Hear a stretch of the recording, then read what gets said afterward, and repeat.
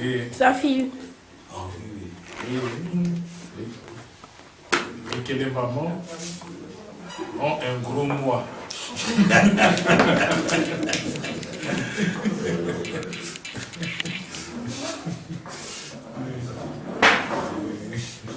Qui méritait. Alors, nous passons la parole au premier intervenant. Je ne sais pas qui va intervenir. Oui, vous pouvez faire un petit rappel. Amen. Amen.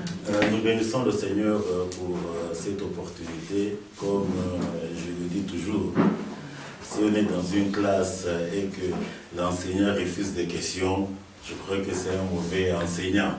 C'est-à-dire que ce sont des questions qui vont faire que la matière puisse bien être assimilée. Notre texte de base, comme nous l'avions dit, c'est dans Luc 13, 34 à 35, où le Seigneur est en train de dire « Jérusalem, Jérusalem, toi qui tues les prophètes et qui lapides ceux qui te sont envoyés, combien de fois ai-je voulu rassembler tes enfants comme une poule rassemble sa couvée? Voici, vous n'avez pas voulu. Comme vous n'avez pas voulu, votre maison vous sera laissée et vous ne verrez plus jusqu'à ce que vous disiez, béni soit celui qui vient au nom du Seigneur. » On va lire aussi un autre texte qui va toujours de pair sur le concept de Jérusalem qui typifie notre esprit, et puis par après on va laisser l'opportunité à l'Assemblée de poser des questions. Nous sommes encore dans Luc 19, à partir du verset 41. Luc 19. C'est toujours sur Jérusalem, Luc 19, à partir du verset 41. Le Seigneur est en train de dire: comme il approchait de la ville, Jésus, en la voyant, pleura sur elle et dit: si toi aussi, au moins en ce jour qui t'est donné, tu connaissais les jours qui appartiennent à ta paix, mais maintenant elles sont cachées à tes yeux. Il viendra sur toi des jours où des ennemis t'environneront de tranchées, t'enfermeront et te serreront de toutes parts. Ils te détruiront, toi et tes enfants, au milieu de toi. Ils ne laisseront pas en toi pierre sur pierre, parce que tu n'as pas connu le temps où tu as été visité. Donc Jérusalem, dont Christ parle ici, c'est l'image prophétique de nos esprits. Comme nous le savons sur le plan donc, du temps d'Israël, Jérusalem, c'est la capitale d'Israël.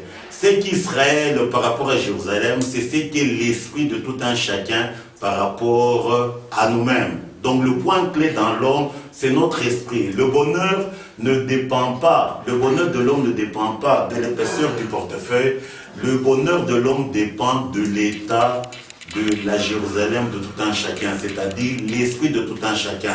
Donc le point clé, c'est l'esprit. Je crois que c'est ce que vous pouvez dire s'il y a des questions, comme on l'a dit la fois passée. On a pris l'image de la poule, c'est le Seigneur qui l'autorise, que c'est nous les humains, nous devons entrer sous la couverture afin que l'intérieur mûrisse, atteigne la maturité, pour que la séparation de l'intérieur et de l'extérieur soit possible. Et c'est ça qui conditionne la liberté de l'homme, comme Paul le dit. La chrétienté, c'est quand nous nous dépouillons du vieil homme afin de revêtir l'homme nouveau créé à l'image de Dieu.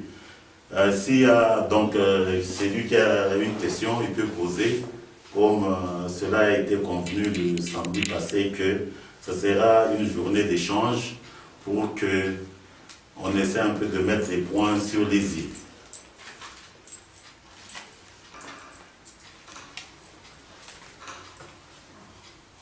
Oui, je vois les i. Moi, j'ai toujours à me demander sur une chose. Oui. Quand la Bible demande à ce qu'une femme ne prêche pas au milieu de la foule et tout comme ça. Alors je me pose des questions en disant que peut-être, comme par exemple vous vous retrouvez quelque part, c'est une femme là peut-être qui a la parole de Dieu en lui. Il se retrouve au milieu de gens qui ne connaissent pas Dieu. Est-ce qu'il ne peut pas les exhorter ou parler de Dieu? Je ne sais pas. Ça va, merci, c'est une préoccupation fondamentale. La Bible n'a jamais interdit à une femme d'évangéliser. Je crois que nous prenons la Samaritaine.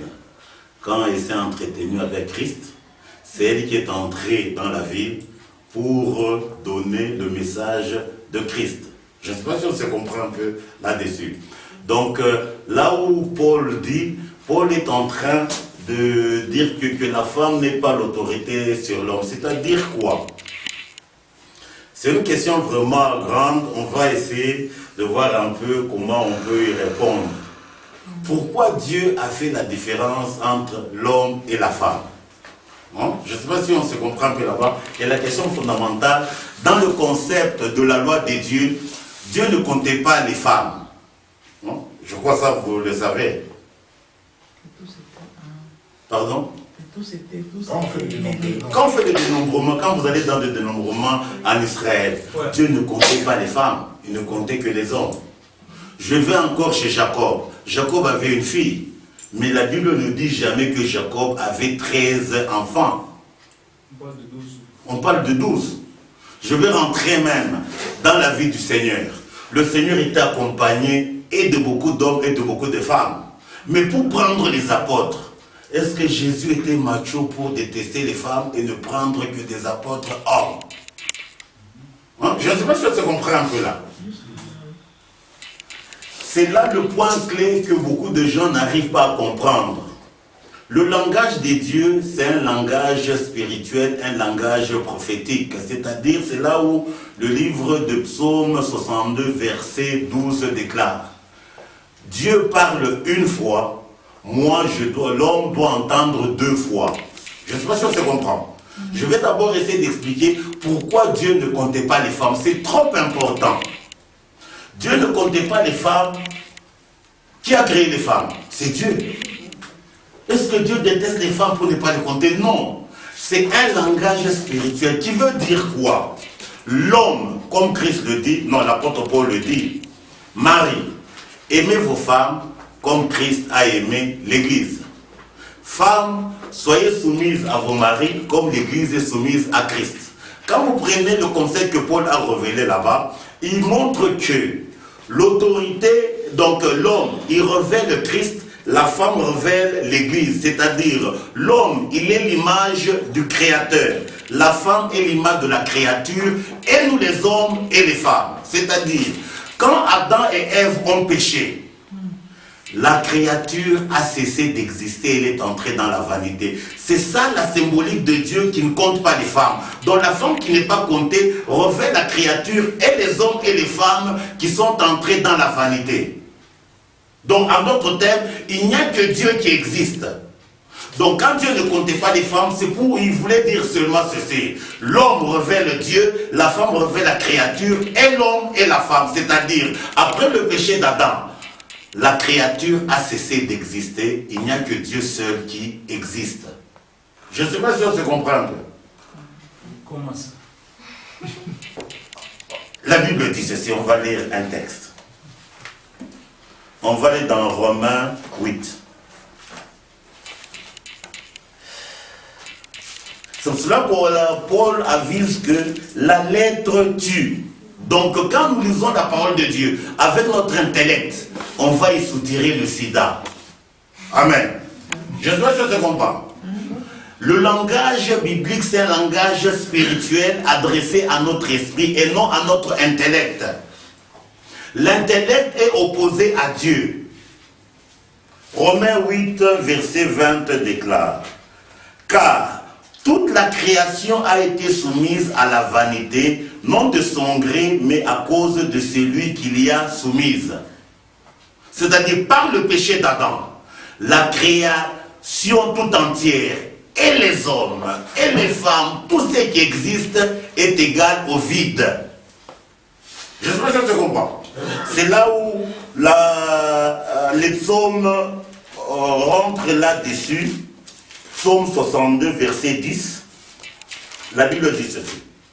Psaume 62, verset 10. Oui, vanité, les fils de l'homme. Donc, tous les fils de l'homme sont égaux à quoi? À la vanité. Mensonge, les fils de l'homme, dans une balance ils monteraient tous ensemble plus légers qu'un souffle. Je ne sais pas si ça se comprend. C'est là où Salomon rajoute: tout est vanité et poursuite du vent. C'est-à-dire, tout ce qui existe, par le péché d'Adam, tout a été vendu à la vanité. Moi, je ne sais pas si tu comprends. C'est ça la symbolique dans le discours de Dieu qui ne compte pas la femme. La femme revêt la créature. et l'homme et la femme. Je ne sais pas si on se comprend là. C'est-à-dire, mais maintenant, la créature qui est entrée dans la vanité, maintenant la grâce de Dieu c'est quoi? Récupérer cette créature. Il vient la récupérer comment? Par le mariage. Hein? Je ne sais pas si on se comprend un peu là-dessus. C'est-à-dire, c'est ça que Moïse a révélé dans, je pense c'est Genèse, c'est Moïse qui a écrit Genèse. Moïse n'était pas là quand Dieu créait les choses. Quand Adam était là, Moïse n'était pas là. Donc Moïse, il a eu la révélation des choses qui se sont passées. C'est pour cela que Dieu témoignage sur Moïse, il dit, de tous les hommes qui existent, si un homme fidèle, au-dessus de tous les hommes, c'est-à-dire en dehors de Christ, c'est Moïse. Il dit, quand il y aura un prophète au milieu de vous, je lui parlerai dans un rêve, dans une vision. Il n'en est pas ainsi de mon serviteur Moïse, lui je lui parle bouche à bouche. C'est ce que la Bible dit. C'est-à-dire, c'est Moïse qui a écrit ces mystères, c'est Dieu qui les leur a révélés. Donc quand Moïse entrait dans la tente d'assignation, donc devant l'arche ou au-dessus de l'appositoire, Moïse entendait la voix de Dieu. Vous comprenez un peu? Maintenant, quand nous rentrons, quand Adam et Ève ont péché, Dieu a fait un discours, il a fait un discours avec le serpent. Il lui a dit ceci: je mettrai inimitié entre toi et la femme. La postérité de la femme t'écrasera le talon. Et la postérité de la femme t'écrasera la tête, et toi tu lui blesseras le talon. Vous connaissez un peu ce texte? C'est-à-dire, la femme dont Dieu parle, quand il s'adresse à Satan, ce n'est pas seulement à vous femmes, c'est la créature dont Dieu parle là-bas. C'est-à-dire, la grâce de Dieu, c'est mettre l'inimitié entre nous créatures et Satan. Parce que par le péché d'Adam, on a été vendu à Satan. Mais maintenant, pour qu'on soit extirpé de cet état des choses, il faut que le Créateur nous épouse. Vous comprenez un peu? C'est ça la symbolique de Marie qui a enfanté Christ. Qui est Marie? Marie, c'est la symbolique de la créature que Dieu a relevée de sa bassesse pour qu'elle entre dans la gloire. C'est pour ça qu'elle a dit, toutes les générations me diront bienheureuses, parce que toi, Dieu, tu as jeté tes regards sur la bassesse de ta servante. C'est-à-dire tous les humains. Par le péché d'Adam, nous sommes entrés dans la bassesse, dans la nulleté. Vous comprenez un peu? Maintenant, Dieu, il veut nous récupérer par les liens du mariage. Et la symbolique, pour que vous puissiez bien comprendre, comme je l'avais dit un jour, sur le plan humain, si nous voyons une fille là qui est négligée, mais un grand homme vient l'épouser, automatiquement, la fille quitte sa bassesse et rentre dans le niveau de l'homme qui l'a épousé. C'est ça la symbolique de Dieu. C'est-à-dire, Dieu, il veut nous épouser. Maintenant, pour qu'il nous épouse, il faut qu'on réunisse les conditions qui lui satisfassent, qui lui sont agréables. Et les conditions, comme je l'avais dit l'autre fois, c'est ça les trois conditions qui étaient dans Marie. La virginité, la maturité et l'opiniâtreté. Donc Marie, elle est la symbolique de la créature que Dieu a enlevée de la bassesse pour qu'elle devienne bienheureuse, pour qu'elle entre dans l'espérance. Je ne sais pas si on se comprend un peu là-bas. C'est-à-dire, ce qui existe dans les jeunes filles, la quête d'un mariage, mais le mariage de la terre n'est rien. Ce n'est pas à dire que ceux qui se marient vont entrer au ciel, ou ceux qui ne sont pas mariés ne vont pas entrer. Le vrai mariage, c'est notre esprit avec le Créateur. Tous les mariages que nous avons sur la terre, c'est une ombre. Je ne sais pas si on se comprend. C'est là où on va lire une écriture, je crois qu'on l'a déjà lu dans Ésaïe. Ésaïe 54 dit ceci. Ésaïe 54 dit ceci, à partir du verset 4. Ne crains pas, car tu ne seras point confondu. Ne rougis pas, car tu ne seras pas déshonoré, mais tu oublieras la honte de ta jeunesse, et tu ne te souviendras plus de l'opprobre de ton veuvage. Car ton Créateur est ton époux, l'Éternel des armées est son nom, et ton Rédempteur est le Saint d'Israël, il se nomme Dieu de toute la terre. Donc l'unique époux qui existe, c'est Dieu. Nous, en tant que mari, nous sommes des époux ombres.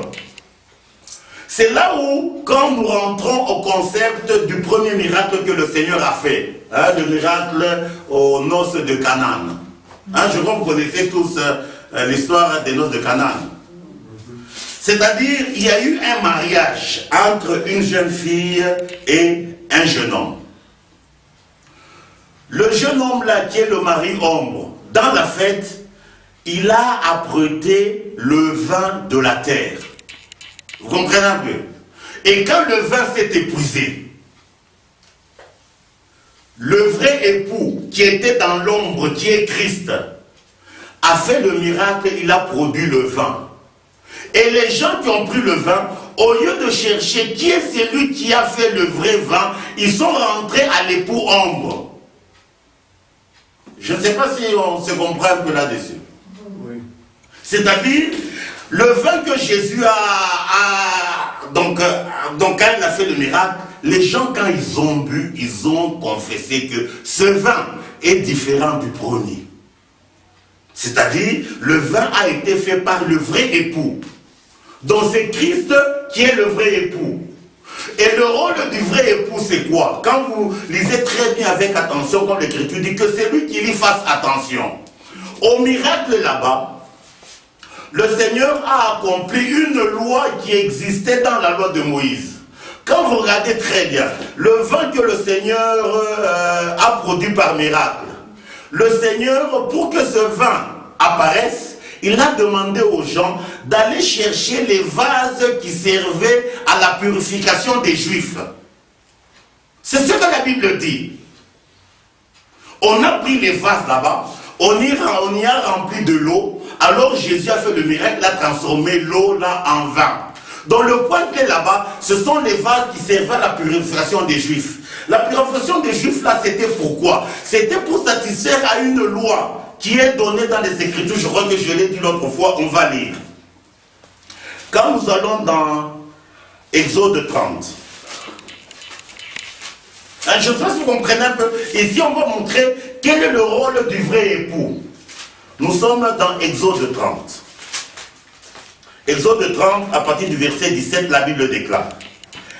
L'Éternel parla à Moïse et dit, tu feras une cuve d'airain avec sa base d'airain pour les ablutions. Les ablutions ici, c'est ça, les lavages de purification qui étaient dans la religion juive. C'est ça qui est en corrélation avec les vases là de purification des Juifs. Il dit ceci, tu la placeras entre la tente d'assignation et l'autel et tu mettras de l'eau, avec laquelle Aaron et ses fils se laveront les mains et les pieds. Lorsqu'ils entreront dans la tente d'assignation, ils se laveront avec cette eau afin qu'ils ne meurent point. Et aussi longtemps qu'ils s'approcheront de l'autel pour faire le service et pour offrir des sacrifices à l'Éternel.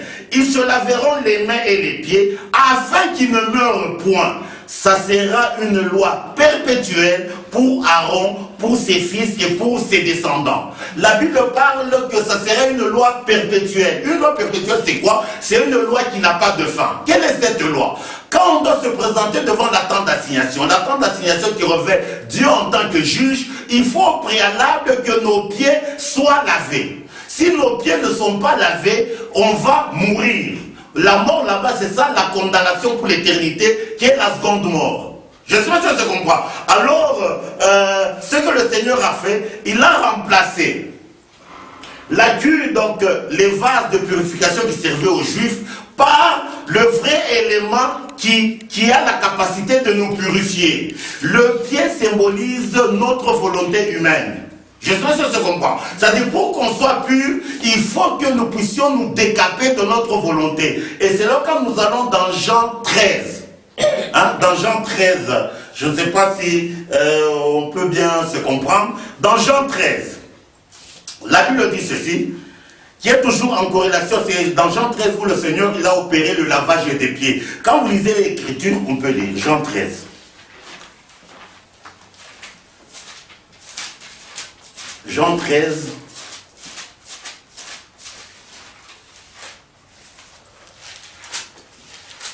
Jean 13, la Bible dit ceci, à partir du premier verset.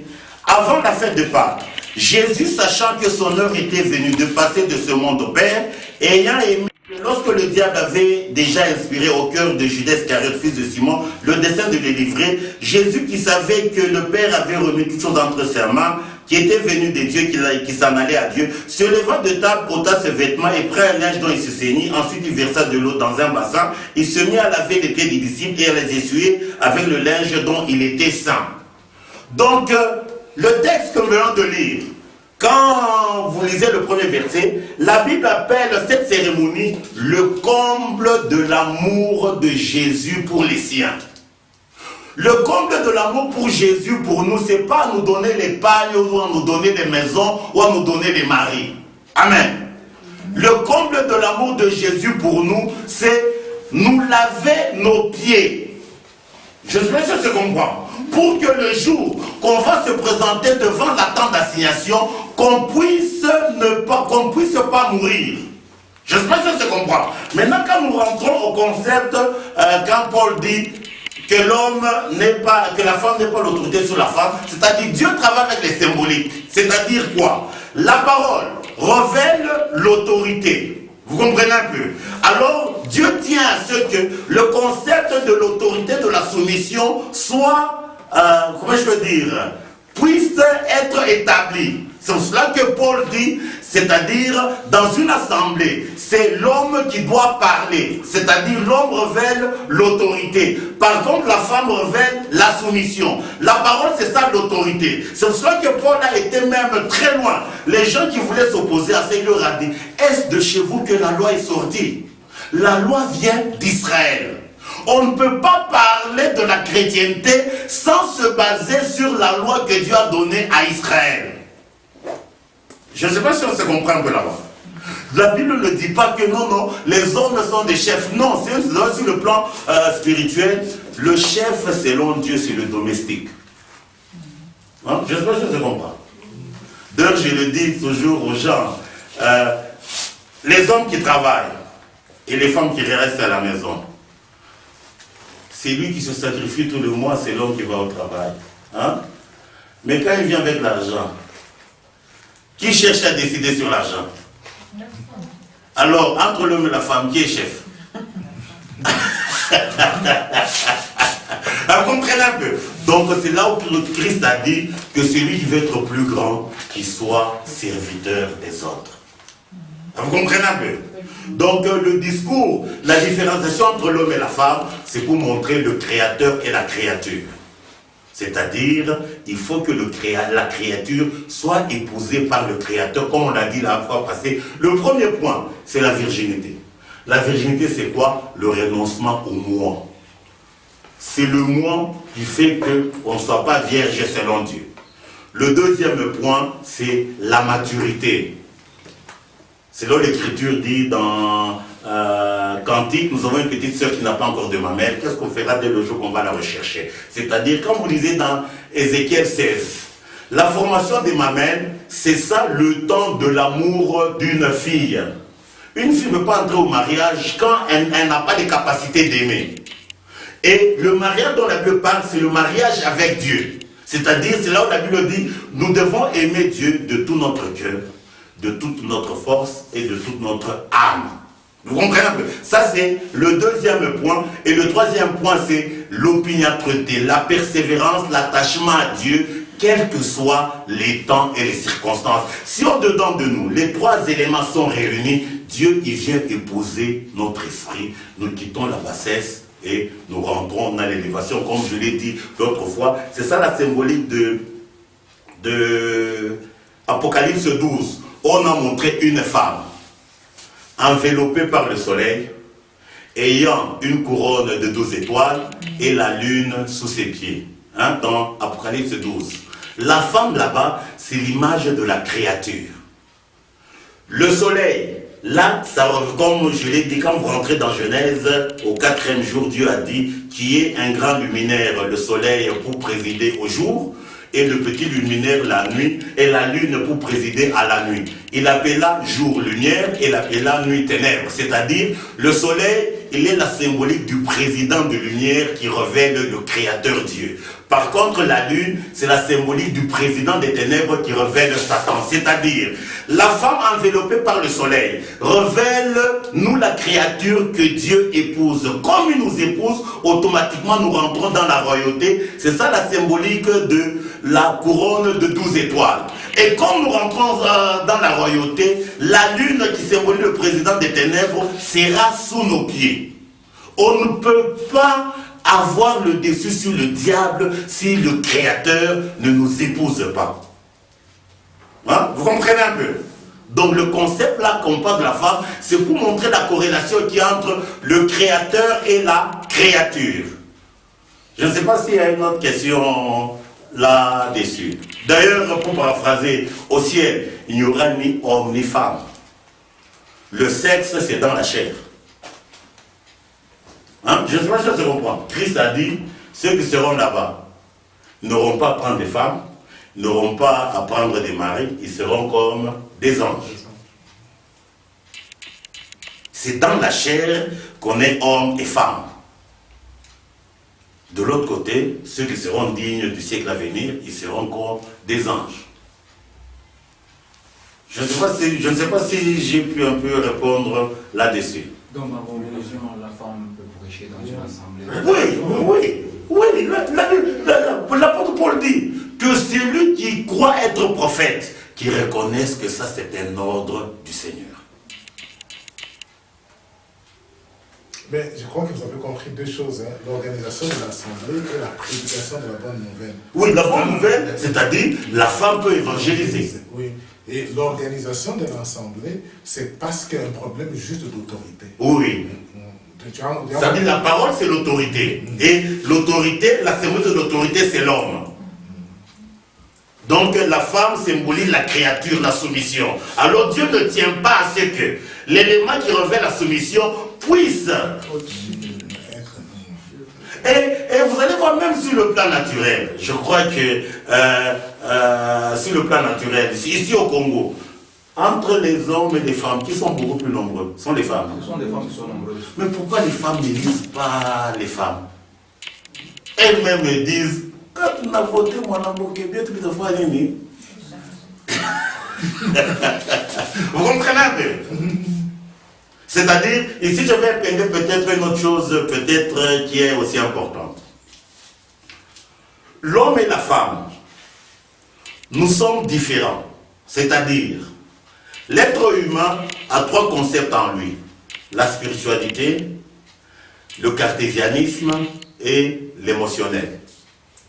La femme, l'émotionnel est au-dessus de trois éléments, des deux éléments. La femme, c'est l'émotionnel qui prime. L'homme, c'est le cartésianisme qui prime. Hein, vous comprenez un peu?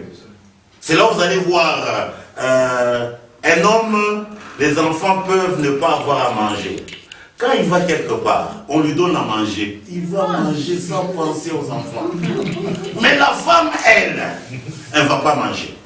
Elle va mettre beau. C'est-à-dire, la femme a un sentiment à l'égard des enfants plus important que l'homme. Hein? Je ne sais pas si ça se comprend. Ça, c'est évident. Vous comprenez? C'est-à-dire, il y a... la parole de Dieu, c'est la logique. Vous allez voir une femme qui est sur la route, elle voit une personne qu'elle n'a jamais vue. Mais c'est oui, voilà. Et tout. Sans raison. C'est ça le fonctionnement de la femme. Vous comprenez un peu? Les gens ne se connaissent pas. Les gens, je vous dis, ne se connaissent pas. Mais maintenant, il y a des femmes aussi exceptionnelles. C'est-à-dire, sur le plan physiologique, elle est femme, mais intérieurement, elle est comme un homme. Vice-versa, ça existe. Hein? Je ne sais pas si on se comprend un peu là-bas. C'est là où vous allez voir, je vais parler aussi de trois races que Dieu a faites. Le peuple chaud, c'est-à-dire nous les Noirs, les Occidentaux et les Orientaux. Nous les Noirs, nous sommes comme les femmes. L'émotionnel est au-dessus du cartésianisme et de la spiritualité. Les Blancs, ils sont comme les hommes. Eux, c'est le cartésianisme qui est au-dessus. Le Blanc, tu es son frère, mais il trouve que tu es incompétent, il ne va pas te voter. Mais le Noir, lui, son frère est compétent, il va le voter. Hein? Vous comprenez un peu? Par contre, les orientaux, eux, c'est la religion. Mais maintenant, un homme de Dieu, lui, il est équilibré. C'est-à-dire, en lui, Dieu met un commutateur. S'il se retrouve un endroit où il faut le cartésianisme, comme à l'usine, il bascule sur le cartésianisme.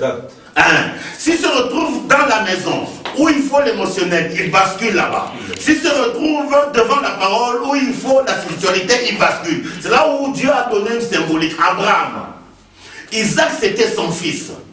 Dieu lui dit, offre-moi ton fils, ton unique. S'il était attaché à l'émotionnel, il n'allait jamais accepter de sacrifier Isaac.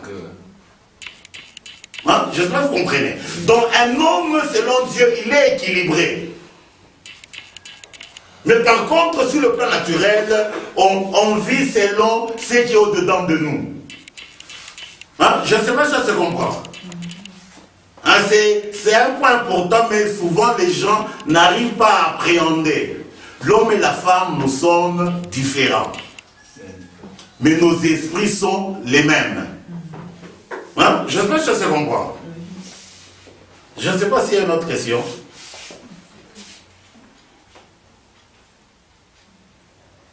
D'abord, il faut demander à Stéphanie, est-ce qu'elle a compris? Ça va ce que j'ai dit.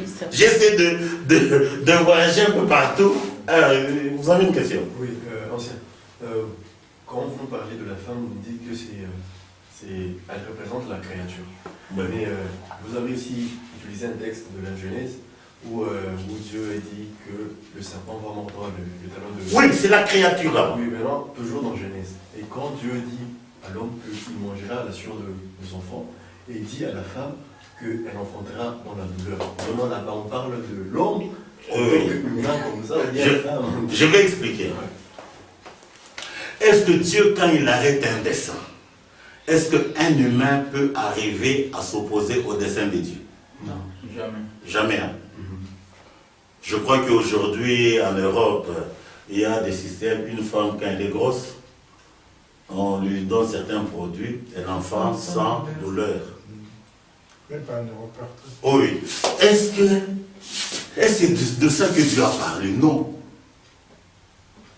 Dieu n'a pas parlé. Parce que comme les hommes arrivent à truquer cette histoire, donc ce n'est pas ce que Dieu a dit.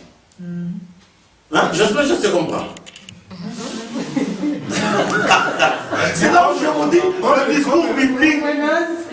le discours biblique, il est spirituel. Ce n'est pas de ça que Dieu a parlé. L'enfantement avec douleur, c'est l'enfantement pour devenir enfant de Dieu. On ne devient pas enfant de Dieu sur la rue. Jacob, pour qu'il devienne Israël, il a pleuré. Mais nous voulons devenir enfants de Dieu en chantant. Ça n'a rien à voir avec Dieu. Je ne sais pas si je comprends. Maintenant, l'ancien. Oui. Comment la femme enfante avec le beurre? Non, je l'ai dit ici. Mais quand on met certains produits, la femme n'enfante pas avec douleur. Donc, là où l'homme arrive à brouiller, donc c'est pas ce que Dieu a dit. Par le dessein de Dieu, aucun homme ne peut obscurcir ça. Comme la Bible dit, qui est celui-là qui veut obscurcir mes desseins par des discours sans intelligence? Donc l'enfantement que Dieu parle là dans Genèse, c'est l'enfantement pour qu'on devienne enfant de Dieu. Ce n'est que dans les douleurs. Tu n'es pas une maternité. C'est là où il y a un problème, je vous dis, avec la parole de Dieu. Dieu dit autre chose, mais nous pensons autre chose. La foi là qu'on n'en a rien à voir avec Dieu. L'exemple de l'enfantement pour qu'il devienne enfant de Dieu, c'est qui? C'est Jacob pour qu'il devienne Israël.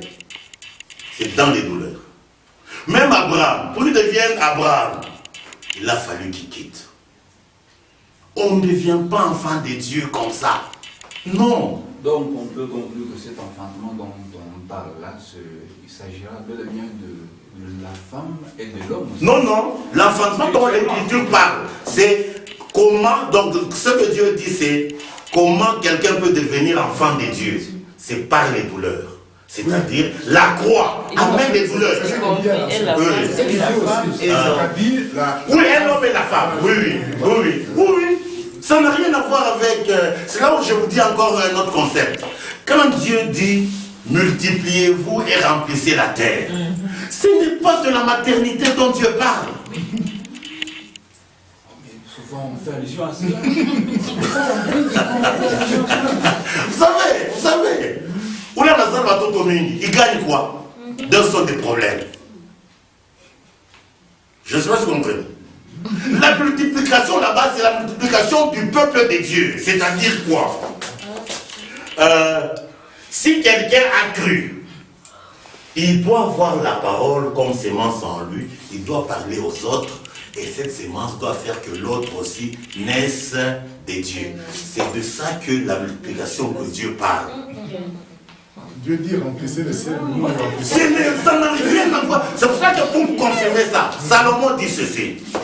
Quand un homme aurait 100 fils, même s'il arrive à vivre 2 fois 1000 ans, si son âme ne s'est point rassasiée de bonheur, et si de plus n'a pas de sépulture, je dis qu'un avorton qui n'a pas vu le soleil est plus heureux que lui. Donc le point clé, c'est le bonheur. Le bonheur, c'est quoi? Ce n'est pas avoir sa table garnie de beefsteak. Le bonheur, c'est avoir nos péchés pardonnés qui sont conditionnés par la sépulture du vieil homme. C'est-à-dire, pour que Dieu nous pardonne, il faut que le vieil homme soit crucifié. C'est ça qui marque notre bonheur. Mais si on n'a pas ça, même si on arrive à enfanter 1000 enfants, on n'a rien gagné. D'ailleurs, l'Écriture le dit, Jésus l'a dit. Je crois que vous connaissez les femmes qui suivaient Jésus. Elles ont eu pitié de Jésus. Que Jésus leur a dit? Ne pleurez pas pour moi. Pleurez pour vous-même et pour vos enfants. On dira heureux les saints qui n'ont pas porté d'enfants. Et les mamelles qui n'ont pas allaité. C'est Jésus qui le dit. C'est-à-dire, l'enfantement de la maternité, c'est un enfantement de vanité, de malheur. C'est pour cela. Je sais pas si ça comprend. C'est pour cela que, et souvent je pose la question aux gens, quand une femme enfante à la maternité, le ciel est dans la joie, dans la tristesse, bien dans l'indifférence. Hein? Quand une femme enfante là, le ciel est dans quel état? Joie, indifférence ou bien tristesse? Je disais que c'était dans la joie. Mais maintenant, de plus en plus qu'on comprend... C'est lui qui vient de naître, c'est un bandit, c'est un méchant, c'est un aimé de Dieu. Le ciel est dans la joie quand quelqu'un se convertit. Hein? C'est là où l'Écriture dit la voix de l'Éternel fait enfanter les biches et dans son palais pour ses cris gloire. Qui est la biche? La biche, c'est la famille des antilopes.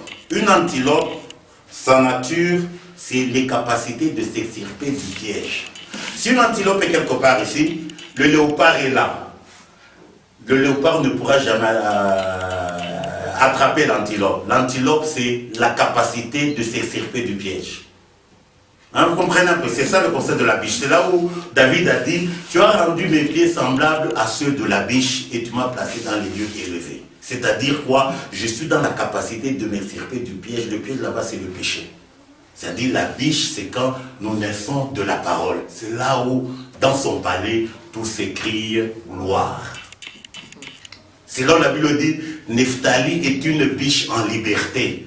Elle profère de belles paroles. Nephtali, c'est qui? Nephtali est l'aîné de Bilha, la servante de Rachel.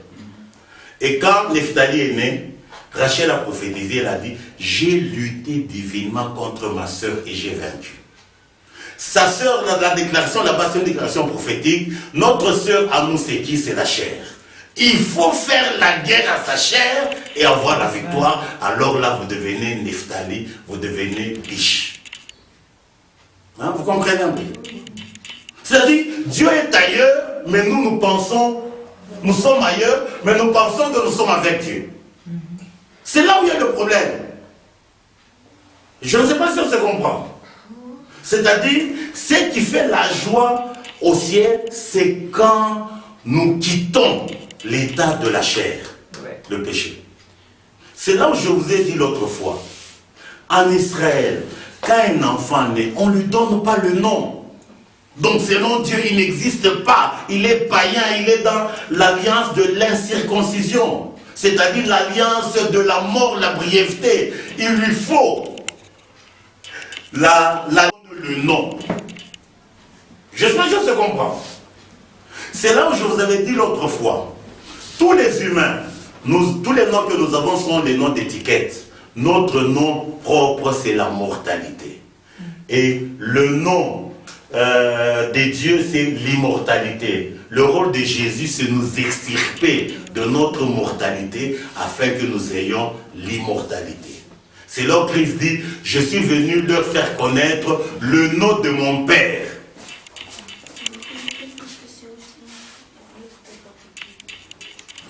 Je veux le petit verre.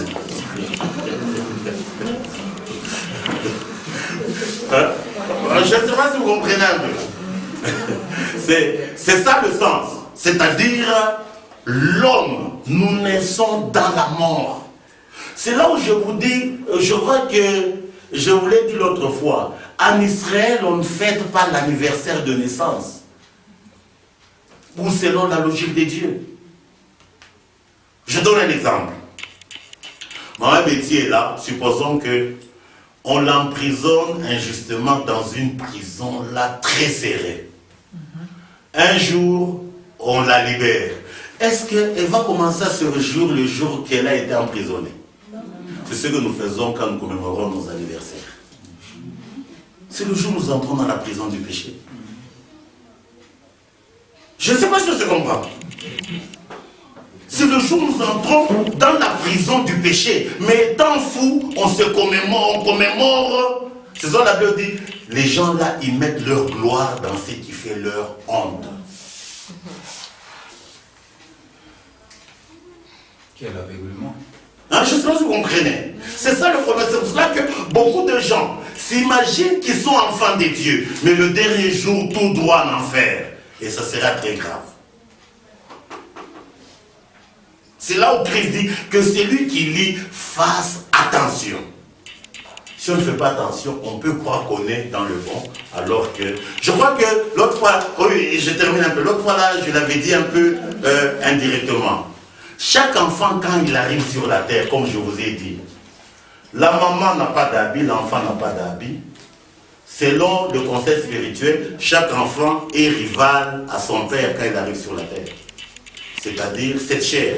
C'est ça la symbolique de Ruben qui a pris une concubine de son père. Il dit, puisque tu es monté sous la peau de ton père, tu n'auras pas la prééminence. La chair n'aura jamais la prééminence. Hein? Je ne sais pas si vous comprenez. Et Dieu nous a donné une preuve. Et vous le savez très bien. L'enfantement de la maternité, c'est un enfantement de souillure. C'est un enfantement sale. Et Dieu a fait ça physiquement pour nous montrer. Hein, je vous suis la question. Moi, je voulais poser encore une autre question concernant ce que le docteur a posé comme question sur la douleur de la femme. La raison que vous nous avez donnée, c'est purement scientifique. Bon, y a-t-il un autre passage biblique qui peut nous prouver cela que ce n'était pas... C'est là que Dieu parlait.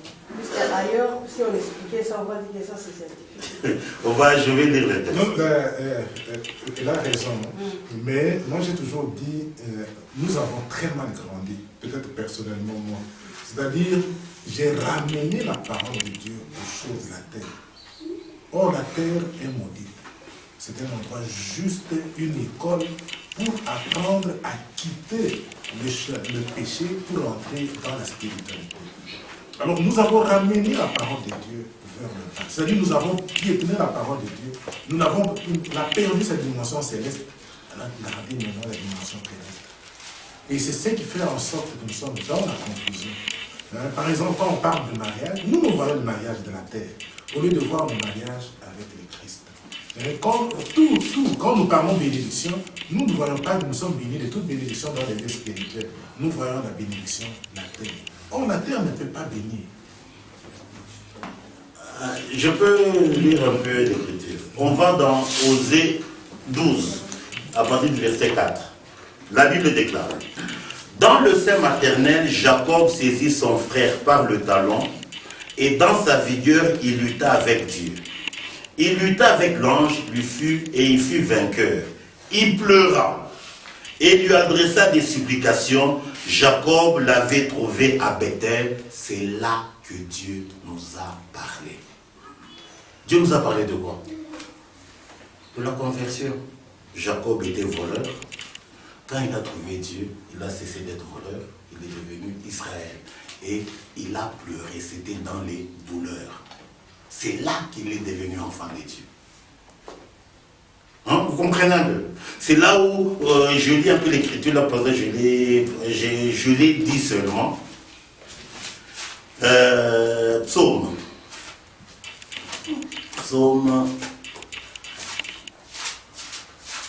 C'est-à-dire, le point là, on est dans Psaume 62, verset 12. La Bible dit ceci. Dieu a parlé une fois. 2 fois j'ai entendu ceci, c'est que la force est à Dieu. C'est-à-dire quoi?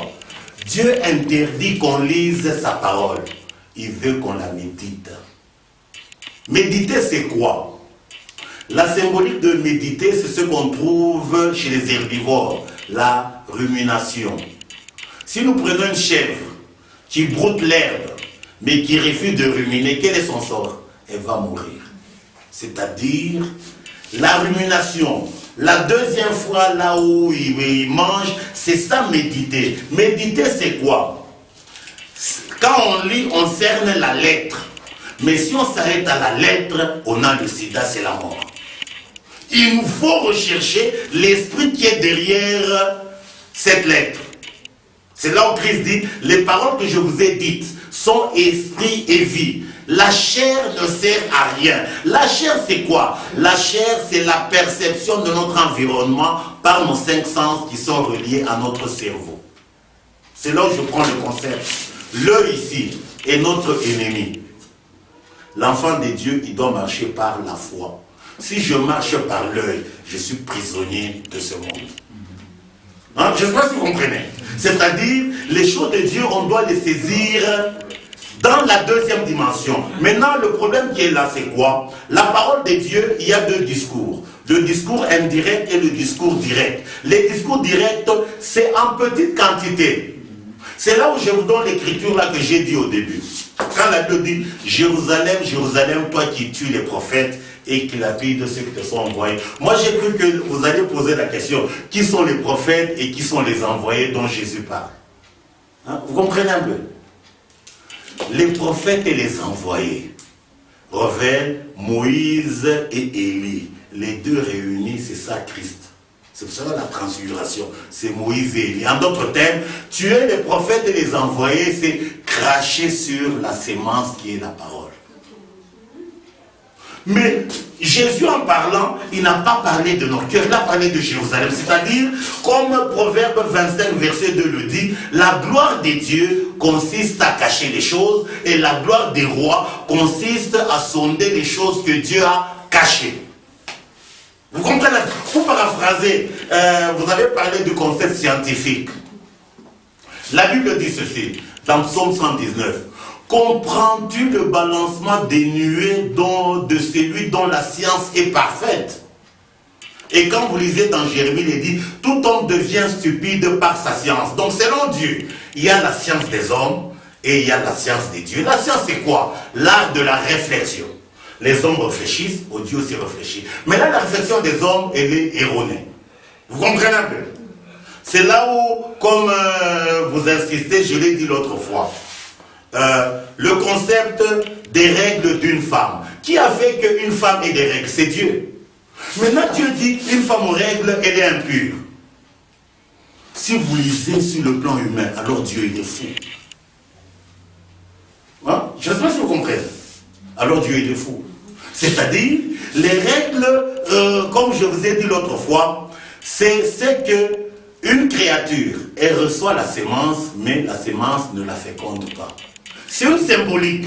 Donc, Dieu utilise les codes. Alors, vous comprenez un peu? C'est là même quand nous rentrons dans notre langage de tous les jours. Tous les langages de la terre, ce ne sont que des codes. Pour que quelqu'un comprenne un langage, il faut qu'il soit instruit dans le décodage du langage. Le français ici que nous parlons, que nous lisons, ce sont des codes. Quand vous prenez un chinois, vous lui donnez les mots français, il ne saura pas les décoder. De même, quand vous prenez un français devant les chinois, il ne va pas comprendre. Même moi, je ne connais rien dans la médecine. Dans la médecine, vous avez des codes. Pour que quelqu'un sache que ça, c'est ça, il faut qu'il soit instruit dans le décodage. La même chose aussi avec le langage des dieux. Ce sont des codes. Pour que je dise que ça, c'est ça, il faut que je sois instruit dans le décodage du langage. Là, vous comprenez un peu? Je donne encore une autre symbolique pour qu'on se comprenne. La femme, la prostituée qui est entrée là où il y avait Jésus. Qu'est-ce qu'elle a pris pour essuyer les pieds de Jésus? Les cheveux. Que revêt les cheveux?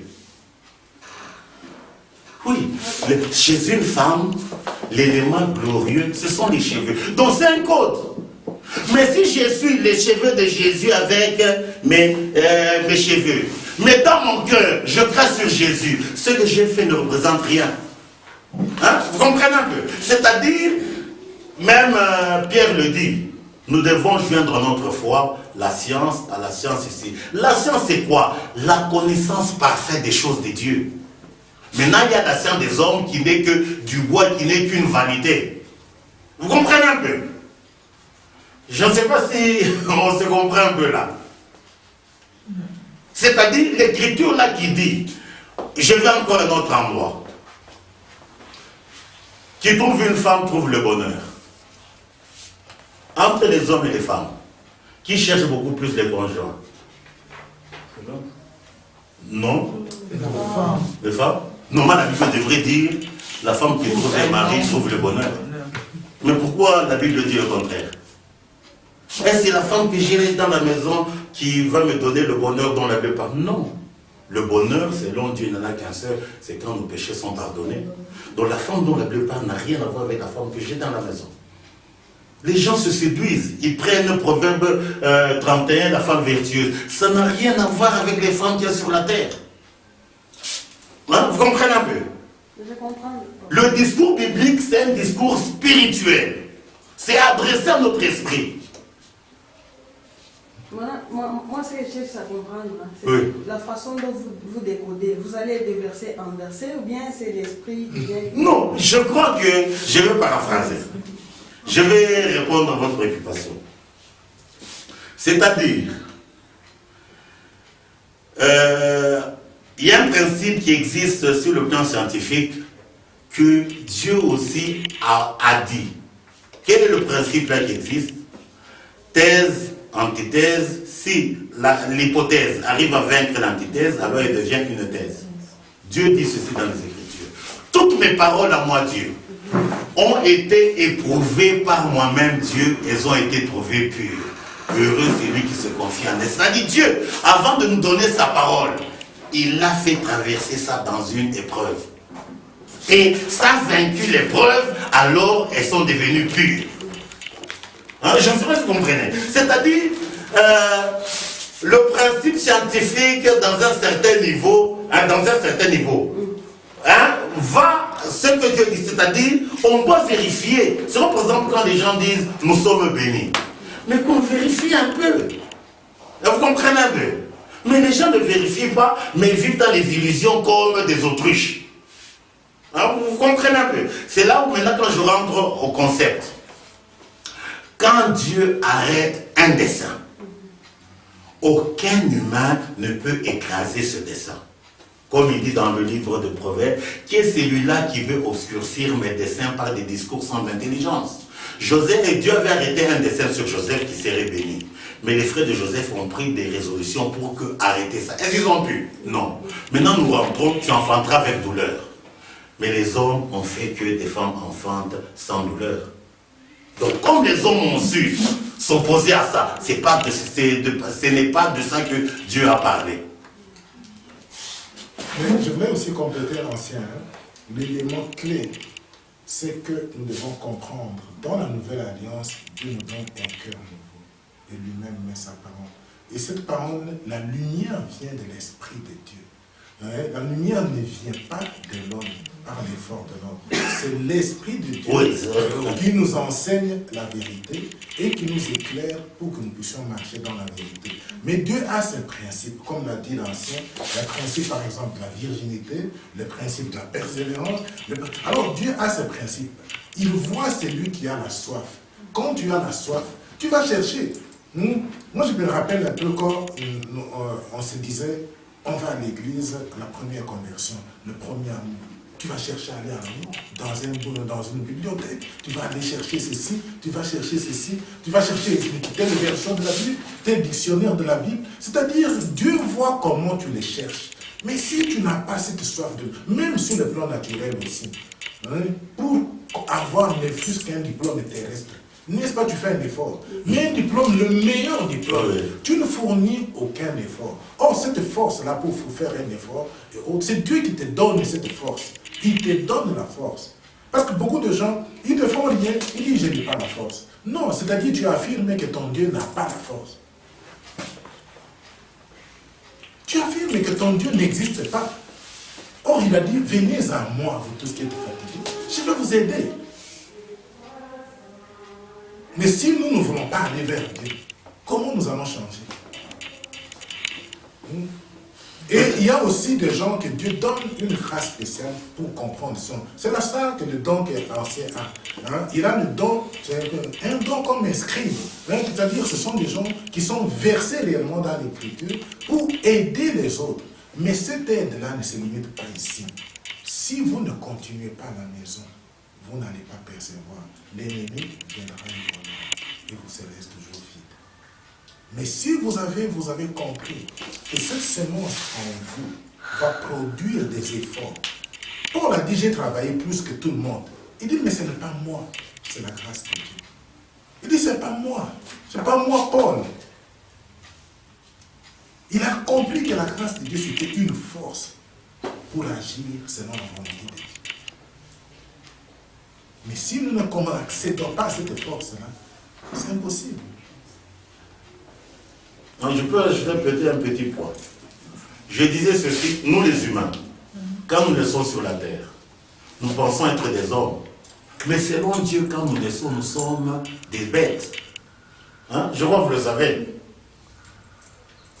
Et un des exemples, pour paraphraser d'heure, c'est quand vous lisez, je crois que je ne l'ai pas dit l'autre fois, pour entrer sous la couvaison de la mère poule, la condition c'est, comme Dieu a dit, comme l'ange a dit à Daniel, puisque tu as eu à cœur de comprendre et de t'humilier. Ici, je veux parler du concept humilité. La tête représente le glorieux. Je crois que nous le savons tous. L'opposé de la tête, c'est quoi? Non. La queue. On dit celui-ci, il est la tête de la classe. L'autre, on ne dit pas les pieds de la classe. La queue de la classe. La queue de la classe. Je ne sais pas si on se comprend. Pour que quelqu'un utilise Dieu, il faut que l'homme quitte sa position de la tête, qui rentre dans sa queue. Si l'homme reconnaît qu'il n'est qu'un échec, qu'il n'est qu'une queue, alors Dieu peut nous. C'est pour ça la consécration du sacrificateur. L'élément qui entrait, qui montait sur l'autel, c'était la queue du bélier de consécration. Selon Dieu, nous les humains, nous avons une queue, c'est-à-dire notre coccyx, mais qui est cachée. Vous comprenez un peu? C'est-à-dire, la queue révèle l'échec. Quel est l'échec de l'homme? L'homme, c'est un échec par rapport à la mort. Maintenant, c'est lui qui devient conscient qu'il n'est qu'un échec par rapport à la mort, alors Dieu peut le prendre pour lui donner sa victoire. Je ne sais pas si vous comprenez un peu. Mais l'homme, lui, en lui-même, il croit qu'il n'a pas de queue. Je ne sais pas si on se comprend un peu là. Oui. Vous aviez une question là? Oui, je voulais juste revenir à la question du docteur Yvan. Quand vous avez parlé, vous avez dit quand Dieu a dit à la femme qu'on s'attrait avec douleur, ça concernait les deux personnes. Oui. Maintenant, pour ceux qui... Non, ça concernait nos esprits. Oui, et la femme et l'homme. Oui, donc tous nous devons... Oui. Maintenant, pour ce il s'était adressé à Adam, dire que tu mangeras la sueur de ton enfant, ça concerne... Je reprends la préoccupation, professeur, on a déjà parlé un peu là-dessus. L'enfant de Moïse Katumbi, même s'il prend comme résolution de ne jamais travailler, il mangera toujours. Je crois que vous êtes d'accord avec moi. Donc lui, il est épargné de cette écriture. Hein? Il mangera toujours. Ce dont la Bible parle. Il y a même la femme qui cultive, la femme travaille aussi. Oui, oui, c'est à ce dont la Bible parle. Quand nous nous rentrons dans la prière ici, notre Père qui est aux cieux, donne-nous notre pain quotidien. C'est de quel pain dont Dieu parle? De la parole. Oui, c'est de la parole, c'est quoi le Boukhari? C'est-à-dire, pour que quelqu'un trouve la parole, on doit travailler d'heure. Le Seigneur le dit. On va lire le texte du Seigneur. Jean 6. Hein? C'est trop important. Jean 6.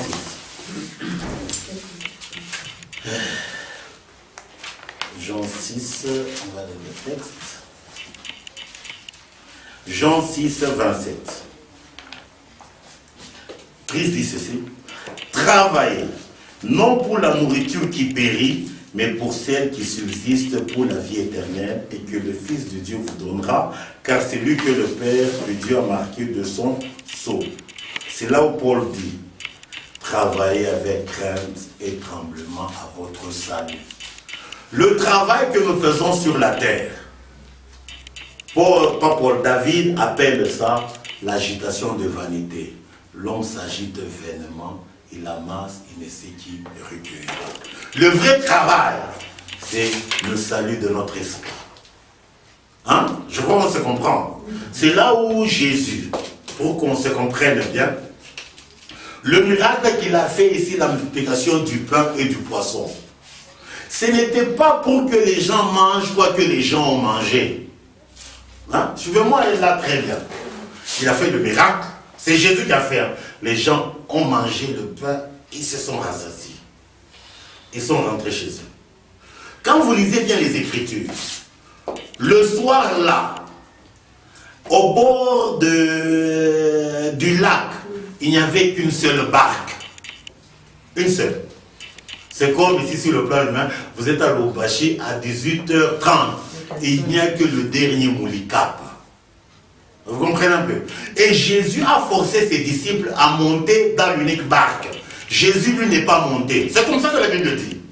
Ils sont montés dans la barque, ils ont traversé. C'est-à-dire, là, il n'y avait plus de barque. Toutes les barques étaient de l'autre côté. Et les gens qui ont mangé le pain, ils ont vu ça. Vous comprenez un peu? Le lendemain, les gens qui ont mangé, ils sont partis raconter que celui-là fait des miracles. Et ils sont venus nombreux. Comme il y a eu des barques au matin, ils ont pris des barques. Mais donc, en surprise, Jésus était de l'autre côté. Quand Jésus les voit, il leur dit, c'est ça l'écriture.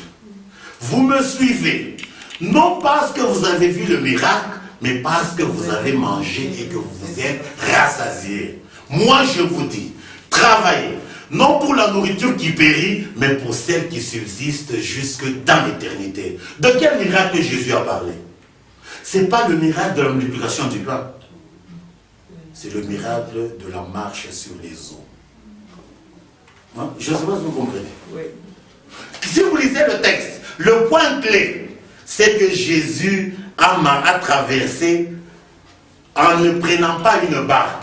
Ça veut dire quoi? L'eau symbolise la mort. Jésus, lui, il est la victoire de la vie sur la mort. Amen.